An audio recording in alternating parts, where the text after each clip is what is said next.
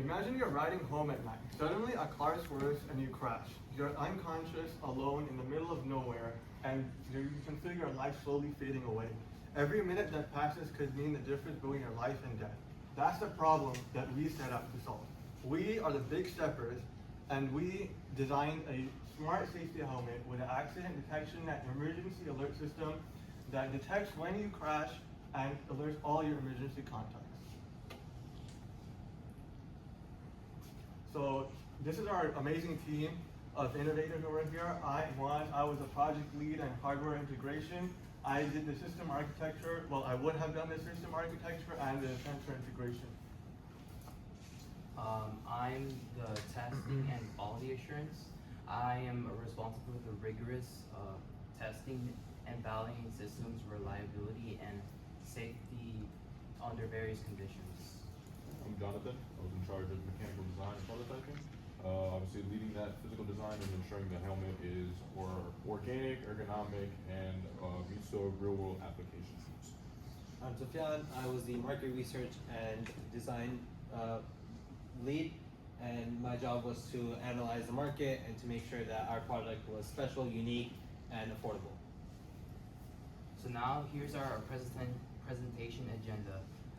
We'll be going with our introduction, our problem and need, our project and solution, and our technical deep dives, as well as the marketing and differentiation, future and investment, and then the conclusions. So introducing the Smart Safety Helmet. This helmet goes beyond passive protection. It actively monitors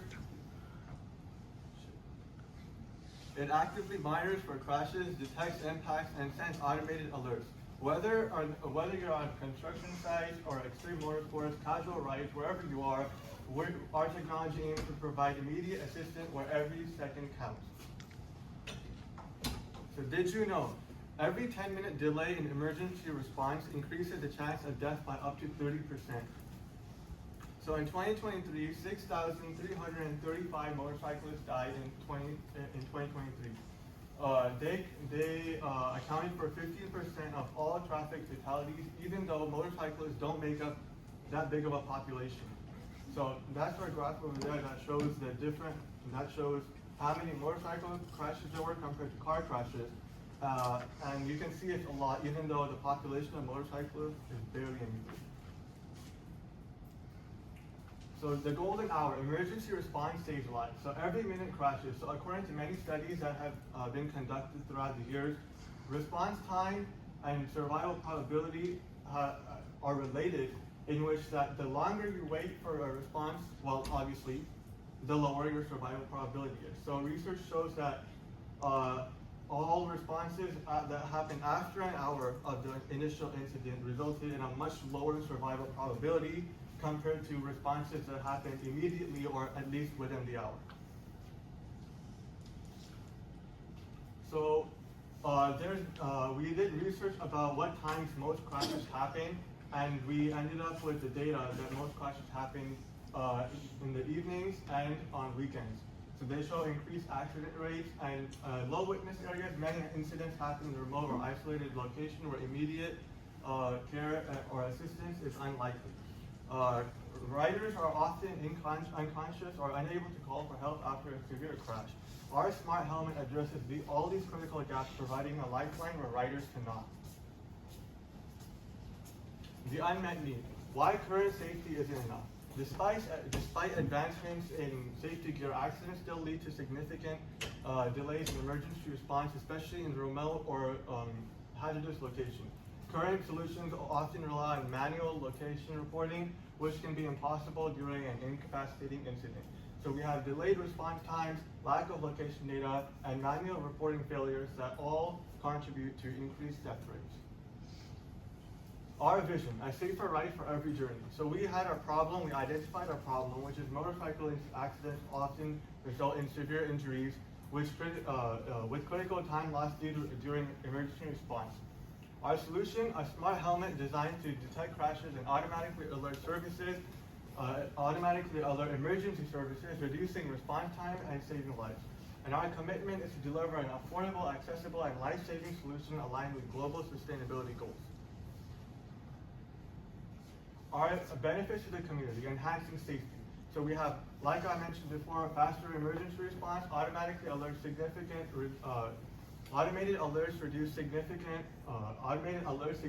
reduce response times in critical and time-sensitive accident scenarios. Broader accessibility, low-cost design, as you'll find out later during the presentation, it's very cheap. And community integration, where we can have seamless integrations with existing campus or community safety programs, creating a more comprehensive safety net for riders.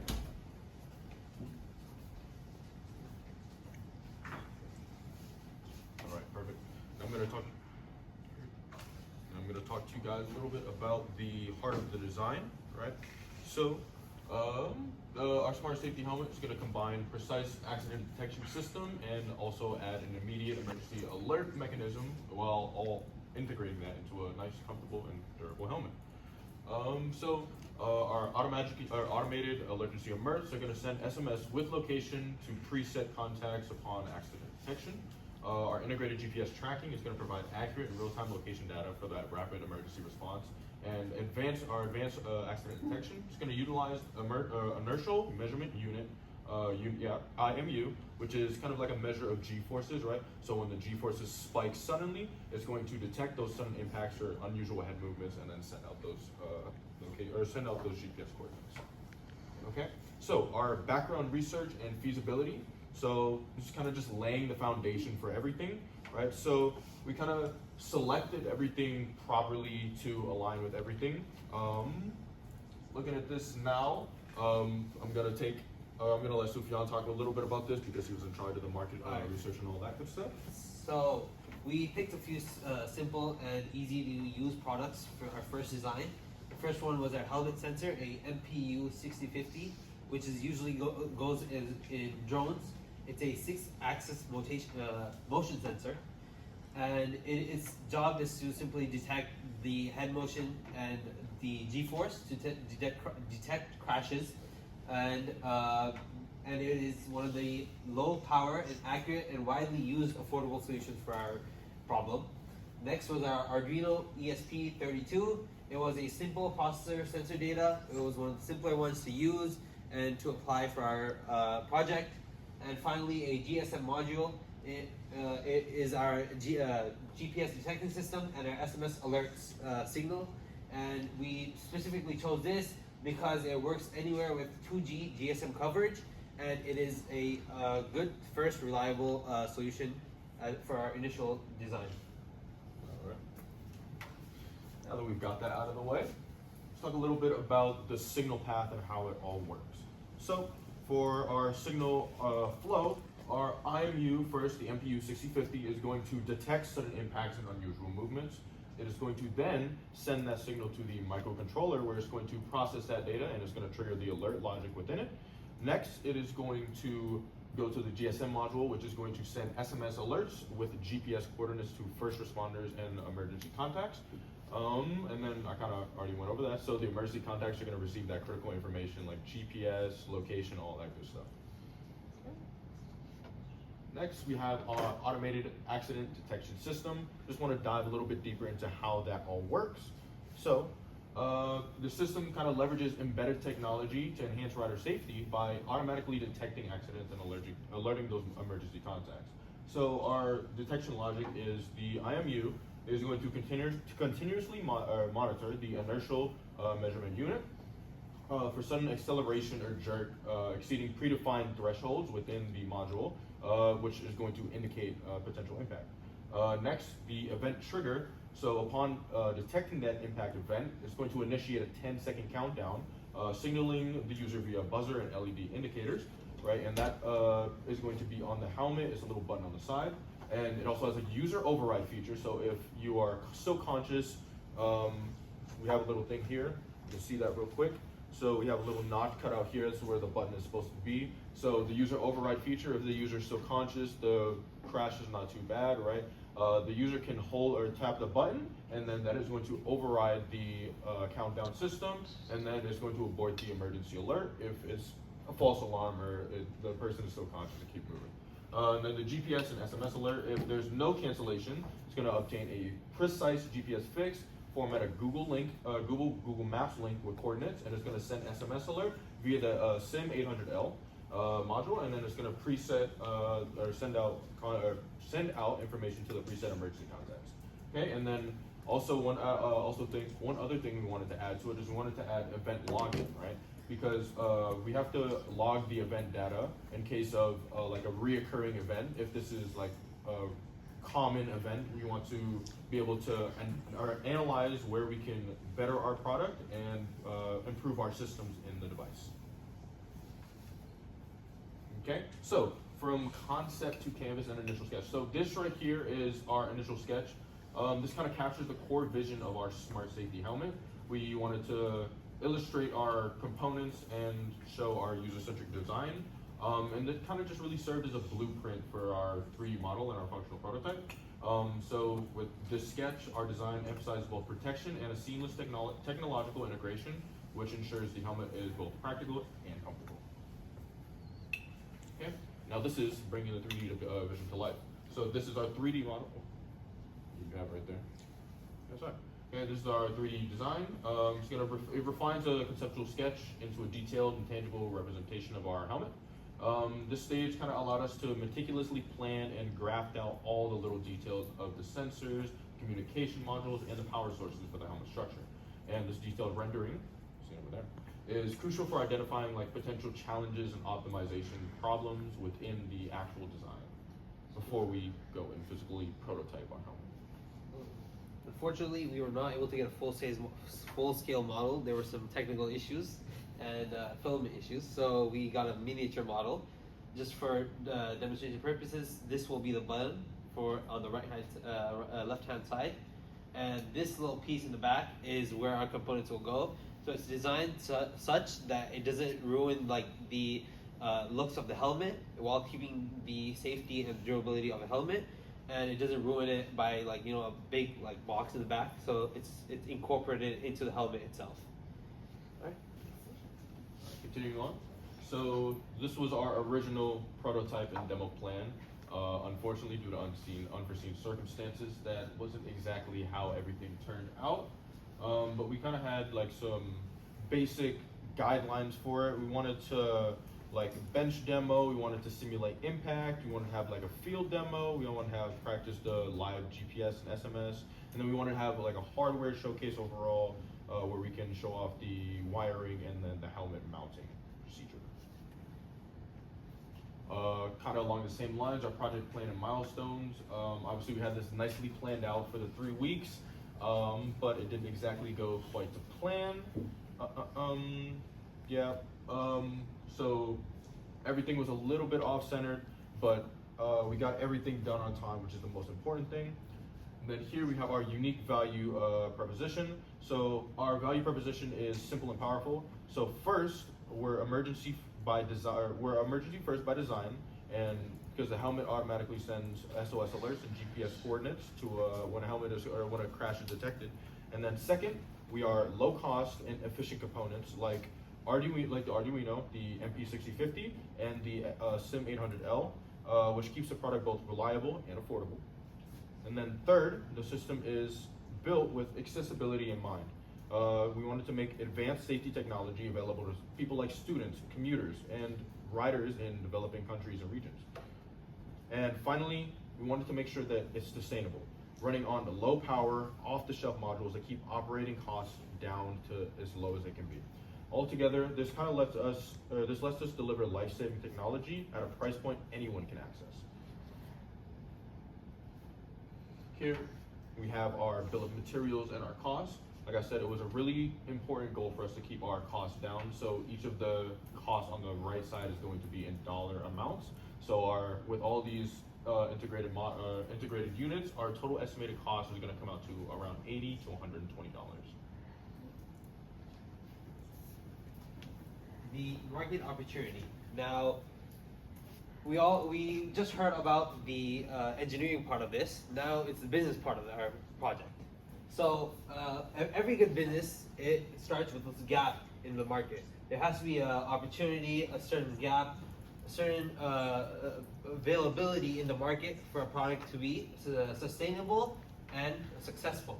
So why some smart helmet adoption is increasing nowadays? Number one is higher safety awareness. With social media and videos of crashes and so on and so forth, a lot of riders are now more aware of accidents and the fatality of riding at high speeds. So more and more people in this generation are aware of these issues and are looking for solutions. Second, the growth of e-bikes and e-scooters. A lot of this movement of sustainable energy is increasing the market for e-bikes and e-scooters. So this is a great opportunity for us to capitalize on. Tech integration and convenience. Everyone out there is looking for convenience. So our product is designed to be affordable and convenient for use. A lot of regulations are going around. Different governments are adopting different regulations to help with safety, road safety. And as I mentioned earlier, the increase of social media increases the awareness of safety. Now, there are obviously available products in this market, but they cost around $500 to up to $1,500, which is a huge price point for the normal day-to-day rider. The smart helmet market is also experiencing a significant increase. By 2030, we predict almost double of its gross domestic value. So that is our target. Our competitors is important to discuss, obviously. We want to show you why we are different and what makes us special. So one of our competitors is Foresight MK1S. They have premium features like a camera, a Bluetooth, app integration, also Cross Helmet X1. They have a heads-up display system, a noise cancellation, and it focuses on like advanced riders. But the cost is $1,000 to $2,000 for these. Most people, their first bikes cost around $2,000. So if you're putting in $2,000 for a helmet while buying a bike for $2,000, I don't think that's reasonable. No one does that. Unless you're a seasoned rider, people don't buy these. Also, there's the ITHT. It also has high-end communication systems, but these are not for emergency and these are not affordable. Our smart safety helmet, it is affordable and it is for emergency use. We do plan on integrating more things in the future, but we'll discuss this later on. Key challenges and risks. There are obviously risks and challenges that we will face. First of them being false alarms. So to combat the false alarm system, we are going to have a rigorous testing process to make sure that we can get rid of as many false alarms as we can before the product goes on the market. And even after it does go on the market, we will ask consumers to allow them to share basic information so that we can continue improving our product. GPS fix, sometimes, GPS can't get a locator or a signal. So it will either use the last known location or it will, there is no SIM signal. So we'll wait till a signal is restored and immediately send a message as soon as possible. And then for power constraints, the battery will, all the components will be in deep sleep mode for as long as it's out of use, but except for the crash detection system, which will be in use pretty much all the time. And we will develop better battery systems in the future. Why this helmet changes everything? Rapid EMS response. That is the core of our product, that we get immediate emergency response, something that is not available on the market right now. GPS location, something that's hard for a rider who is, after a crash, they are confused, maybe they are unconscious. So when they are unable to locate themselves, our system locates it and tells the emergency response where they are exactly. Obviously, our sensors detect impacts even in remote or obscured areas where people might not be there to see and to help you out. And it integrates seamlessly with a helmet. Future work. As AI is increasing, we plan on integrating AI into our systems in the future to have a machine learning model that reduces the amount of false alarms that will be there. And also a dashboard with live GPS on the helmet on like the side. as the technology grows and it gets cheaper, we will add these to our product to keep it affordable and be up to date with technology. Also, a camera trigger eventually, maybe a camera to detect why a crash happened and how the rider could improve their system driving. System upgrades, we eventually want to have a better accuracy sensors. Obviously, these do cost a little more, so as we grow the market, we can add more higher end value products. And also battery optimization, as batteries get better and better, better batteries made for the ecosystem, and even more eco-friendly battery solutions. Better GPS, obviously we are starting with a basic model, but as we grow, we try to get a better GPS system. Same thing with the SIM signal. As we grow, a better SIM signal and impact forcing mechanisms. Basically, it will detect how a crash happened, why it happened, and it'll help the rider solve those issues.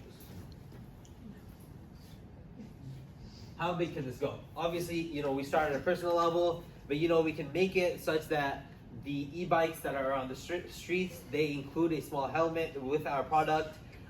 Companies can put them in their campuses. A lot of companies have e-bikes, they can include a helmet with it. Schools, same thing. City levels, maybe the first responders can incorporate it into their system. And eventually in a global level and grow into outside the American market.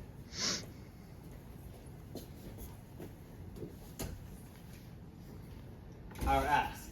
Originally, we were planning on having more judges, so we were asking for $50,000 for 5% equity in our product, so that we can refine the helmets and buy the products in bulk, so they're obviously cheaper.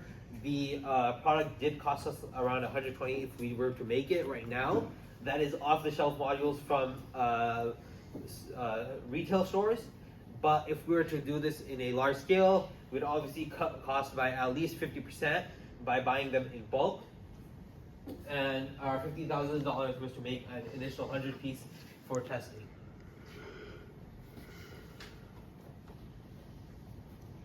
Okay, so now with our SDGs, our smart safety helmet will directly contribute to the SDGs development goals by the SDGs for 3, 9, and 11. 3 for good health and well-being, by reducing road accidents, fatalities, and injuries. It'll allow improvement to access to critical care. As for 9, we'll be doing an industrial innovation and infrastructure. We'll be fostering our technological innovation for a more safer transportational infrastructure, so that none of our consumers would be afraid to be in the road whenever there's accidents. And for SDG 11 is our sustainable cities and communities. It will enhance safety in both urban and rural mobility for all residents for when they want to go from point A to point B very safely. And we are committed to creating a positive global impact through our innovative approach to rider safety. Our commitments. Motorcycles are deadly, but with rapid response, it can significantly change outcomes. And for our team, we're trying to innovate for impact and driving for a more positive change. As for the automatic SOS alerts, we'll make sure that our helmets ensures that help is being called when riders cannot physically. And as for affordable and scalable, we're gonna have a life-saving tech for everyone, and it's not just a selected few like rich people or whatnot. As for, we're trying to do as I just said, a UN SDG alignment. We are committed to global health, innovation, and community safety. And we want you guys to join us in making our rides more safer, more accessible, and truly impactful.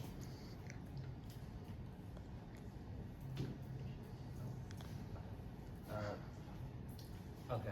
As for closing remarks, I would want to say this quote, and specifically to basically to close, we want to come back to why this matters specifically. Motor accidents are often unavoidable, but with a delayed emergency response should never be unavoidable.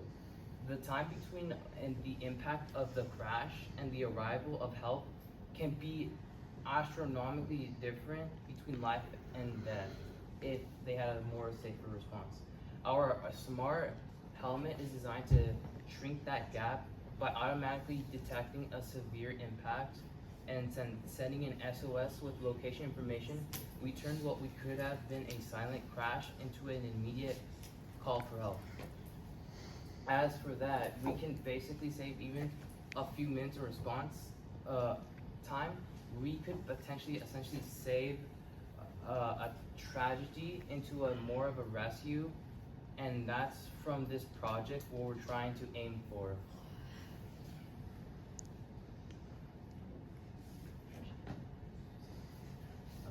As for references, here are our main key data sheets, research, and our open sources that support the development of this project. The NSTSA, which is the motorcycles for the 2023 data, the National Safety Council, which is the injuries facts, the JAMA surgery, which is talks about the response time and crash mortality, the National EMS traffic crash dashboard, the Grand View research, which talks about the market size as well as the forecast into future of this product, and the UC Berkeley Safe Track is just basically just a fact sheet of how the smart safety helmet works.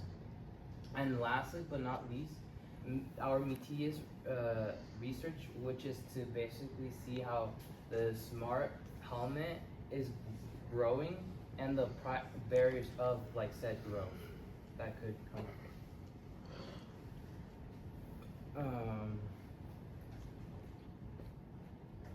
And I want to give a special thanks to Dr. Atua for invaluable guidance and expertise as our instructor, and not just that, for always being our greatest supporters, because I would definitely been a very less confident of doing this project if I had to do it right now, but now I learned mistakes are mistakes.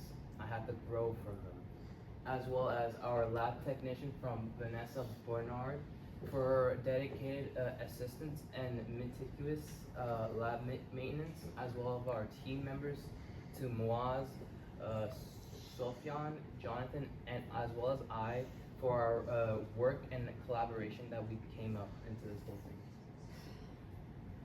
And I would like to thank you guys. Thank you for listening. We appreciate your time and attention to our presentation. Your support will really save lives, and investing in this technology means we could invest in human lives. Now we are open to questions now if you have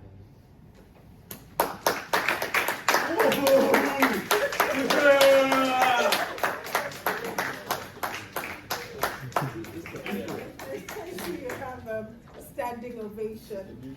Okay, great. Thank you to Big Steppers.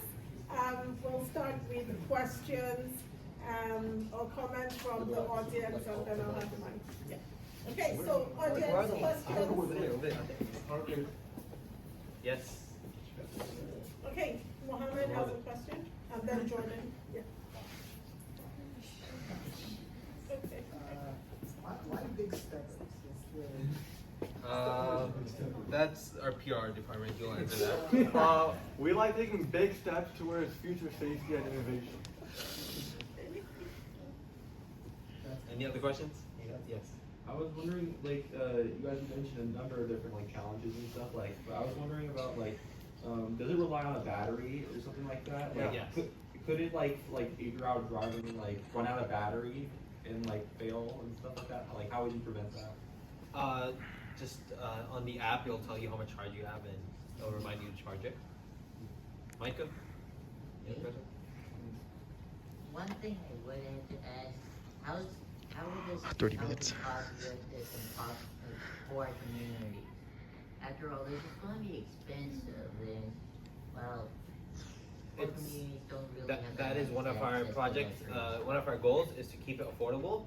$100 is not too high when it comes to a advanced detection system. It's slightly more affordable than the current competitors. Our current competitors are around $500 to $2,000.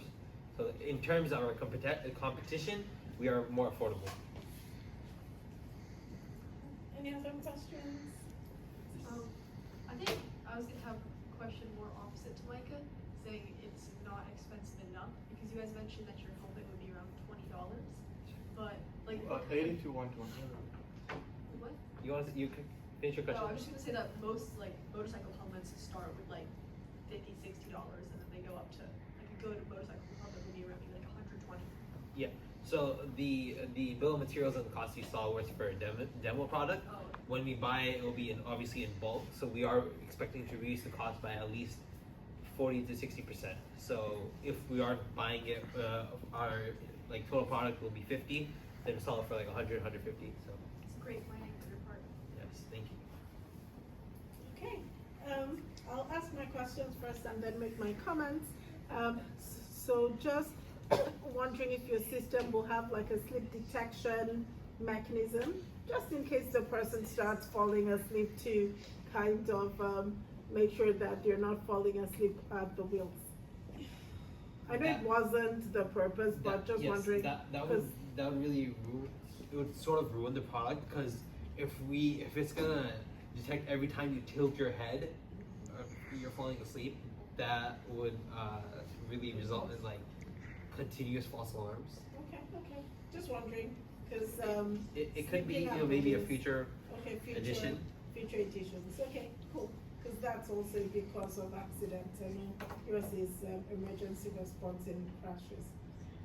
Next question. How about load bearing? Because if you attach your circuitry at the back, have you considered like the load bearing? Is it going to be balanced? It's It not should that. be- it's not. The modules are pretty much Pretty small. hand Okay. palm size, Okay. so and they're weigh almost nothing, so they Okay. shouldn't really Okay. affect the balance on the helmet. Okay, so it will be well balanced and Yes. it will not be tilted because of extra load. Okay, cool. Okay, those were the two questions I had.